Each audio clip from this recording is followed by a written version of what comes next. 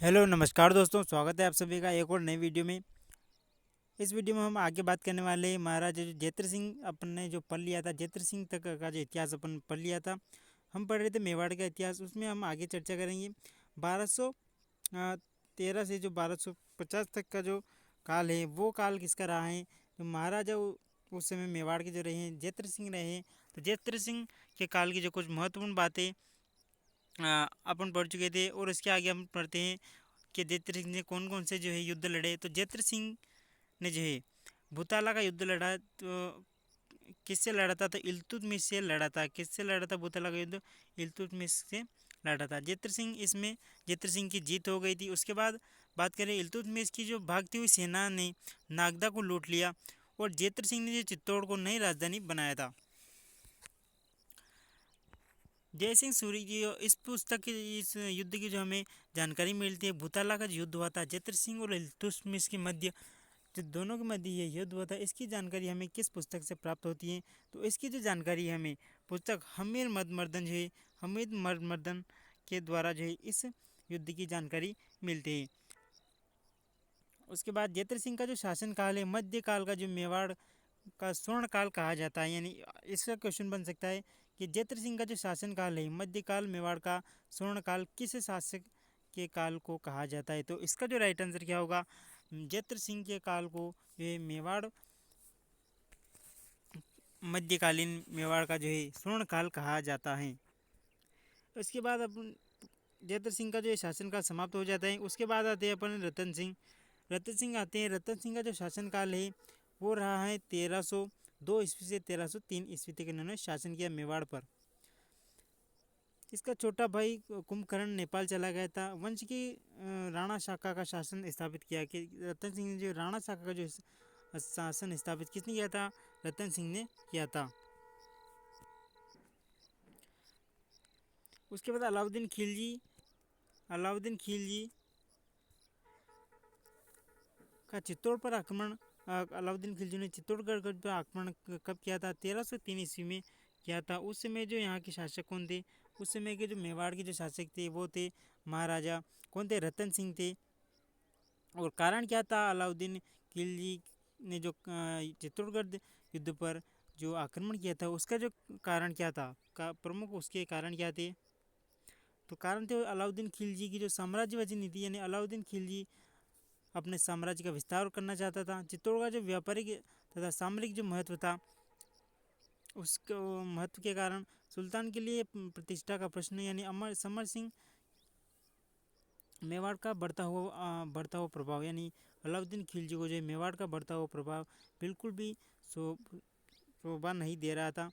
उसके बाद जो लास्ट जो इसका कारण माना जाता है, पद्मिनी की सुंदरता का कारण जो है मुख्य माना जाता है। कई पुस्तकों में जो है अलाउद्दीन खिलजी का जो कारण का जो मुख्य कारण माना जाता है वो माना जाता है पद्मिनी की सुंदरता का कारण ही माना जाता है। उसके बाद पद्मिनी जो है, पद्मिनी कौन थी? तो पद्मिनी सिंहल द्वीप के जो श्रीलंका में है की राजकुमारी थी। इनके पिता का नाम क्या था? पद्मिनी के पिता का नाम क्या था? तो इनके पिता का नाम था गंधर्व सेन। क्या नाम था? गंधर्व सेन। माता का नाम क्या था? चंपावती। ये कहाँ की रहने वाली थी? तो ये रहने वाली थी अपने सिंहल द्वीप की, जो श्रीलंका में पड़ता है वर्तमान, वहाँ की रहने वाली थी। इनके पिता का नाम गंधर्व सेन और माता का नाम पूछा जाए तो चंपावती था। उसके बाद राघव चेतन नामक जो ब्राह्मण ने अलाउद्दीन खिलजी के बारे में, जो अलाउद्दीन खिलजी को पद्मिनी के बारे में किसने बताया था? तो राघव चेतन नामक जो ब्राह्मण हुआ था उसने अलाउद्दीन खिलजी को पद्मिनी के बारे में बताया था। वहीं से जो है उसी समय से जो अलाउद्दीन खिलजी ने मेवाड़ पर आक्रमण करने के लिए सुनिश्चित कर लिया। यानी अलाउद्दीन खिलजी ने पद्मिनी को पाने के लिए, यानी उसकी सुंदरता का बखान सुनते ही उसने मेवाड़ पर आक्रमण करना निश्चित कर लिया। उसके बाद बात करें 1303 में चित्तौड़ का जो पहला शाखा हुआ था, पद्मिनी ने 1600 स्त्रियों के साथ आत्मोत्सर्ग किया था। यानी मेवाड़ का जो पहला शाखा कब हुआ था? 1303 ईस्वी में हुआ था। कब हुआ था? 1303 ईस्वी में हुआ था। मेवाड़ का पूछे तो 1303 ईस्वी, और यदि राजस्थान का शाखा पूछे, राजस्थान का प्रथम शाखा, तो 1300 की कब हुआ? 1301 ईस्वी में हुआ था। कब हुआ था? यह होता है रणथंभौर में जो वहाँ के जो राजा हुए थे हम्मीर देव चौहान के समय में राजस्थान का पहला शाका माना जाता है। शाका किसे कहते हैं, तो शाका कहते हैं जौहर प्लस जो केसरिया किया जाता है वो दोनों, उन दोनों को मिलाकर जो है शाका कहा जाता है। पहले जौहर होता था और अलाउद्दीन खिलजी ने चित्तौड़ पर अधिकार कर लिया। युद्ध के बाद जो है अलाउद्दीन की जीत हो गई और महाराणा जो रतन सिंह युद्ध में मारे गए और रानी पद्मावती ने जौहर कर लिया। और जौहर और शाका दोनों को मिलाकर ही क्या कहा, जौहर और केसरिया को मिलाकर ही क्या कहा जाता है, शाका कहा जाता है। उसके बाद अलाउद्दीन खिलजी ने चित्तौड़ पर अधिकार कर लिया, बदलकर उसका नाम बदलकर क्या रख दिया, खिजराबाद रख दिया। यह प्रश्न आपकी बीएससी से पूछा जा चुका है कि अलाउद्दीन खिलजी ने चित्तौड़ पर आक्रमण करने के बाद उसका नाम बदलकर क्या रखा था, तो उसका नाम क्या रखा था, अलाउद्दीन खिलजी ने खिजराबाद कर दिया था। चित्तौड़ अपने बेटे खिज्र खां को दे दिया। नहीं, चित्तौड़ अलाउद्दीन खिलजी ने किसको सौंप दिया था, अपने बेटे खिज्र खां को जो है सौंप दिया था। अलाउद्दीन खिलजी ने युद्ध में विजय होने के बाद जो है चित्तौड़ का जो शासन है अपने पुत्र खिज्र खां को दे दिया था। उसके बाद खिज्र खां ने गंभीरी नदी पर पुल बनवाया था। खिज्र खां ने यहाँ पर मकबरे का निर्माण करवाया।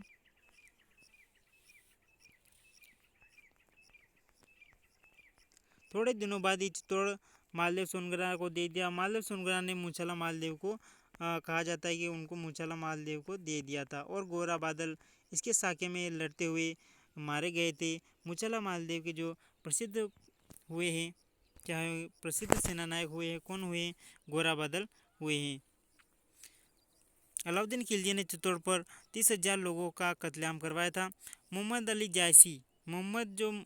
मलिक मोहम्मद जायसी की जो पुस्तक है पद्मावत, जो कि अवधी भाषा में लिखी गई है, किस भाषा में लिखी गई, अवधी भाषा में लिखी गई है। कब लिखी गई थी, 1540 में लिखी थी। किसने लिखी थी, ये तो मलिक मोहम्मद जायसी की पुस्तक पद्मावत के अनुसार माना जाता है कि अलाउद्दीन खिलजी ने जो आक्रमण किया था उस समय 30,000 लोगों का कत्लेआम करवाया था।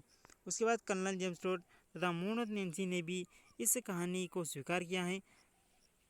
सूर्यमल मिश्रण ने इस कहानी को अस्वीकार, यानी सूर्यमल मिश्रण ने जो है इस कहानी को क्या है, असत्य माना है, यानी कल्पना माना है।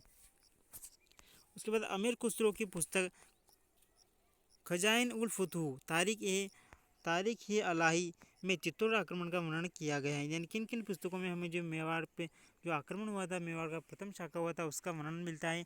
तो एक तो मलिक मोहम्मद जायसी ने जो पुस्तक लिखी पद्मावत, उसके बाद अमीर खुसरो ने पुस्तक लिखी है खजाइन उल फुतूह, में भी इसका उल्लेख मिलता है। अगली बात करें रावल उपाधि का जो प्रयोग करने वाला अंतिम राजा कौन हुआ था, तो रावल रतन सिंह हुए थे। रावल उपाधि का प्रयोग करने वाला अंतिम शासक कौन हुआ था, तो रावल जो है रतन सिंह हुए थे।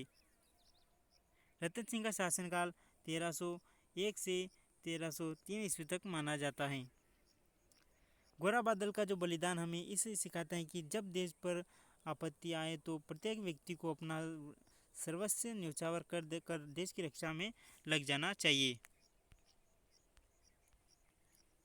उसके बाद आती है हम्मीर चौहान। महाराणा रतन सिंह के जो बाद आते हैं वो कहते हैं हम्मीर देव चौहान आते हैं। मालदेव सोनगरा के जो बेटे थे बनवीर सोनगरा को हराकर मेवाड़ का शासक बना।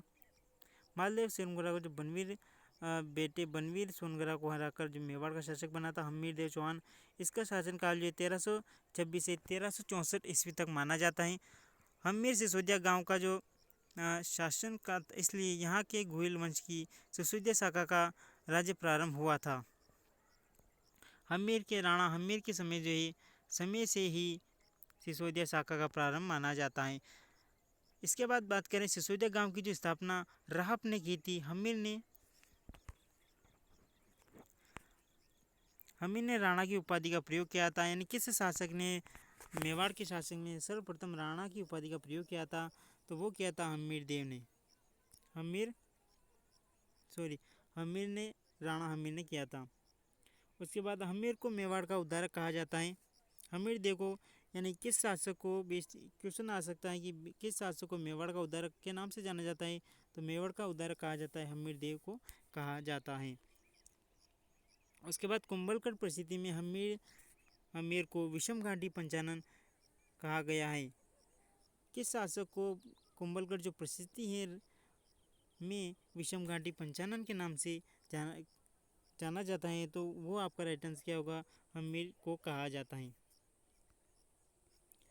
इसके बाद रसिक प्रिया में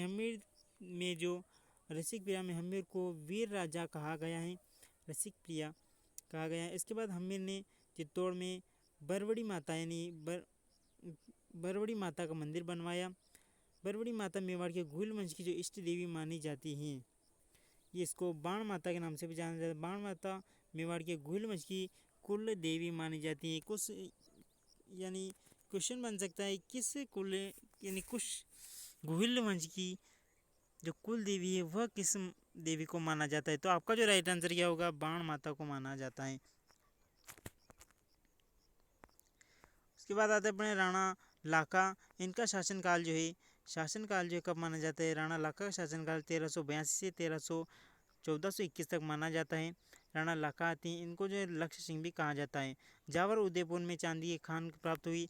ये इनकी समय की बहुत ही महत्वपूर्ण बात है कि मेवाड़ के किस शासक के समय उदयपुर यानी जावर में चांदी खान प्राप्त हुई थी? तो वो राणा लाका या राणा लक्ष्य सिंह के समय भी हुई थी। यानी इनको राणा लाका और राणा लक्ष्य सिंह दोनों ही नामों से पुकारा जाता है। एक बंजारे में पिछोला झील उदयपुर का निर्माण करवाया था, जिसे घुम्मड़।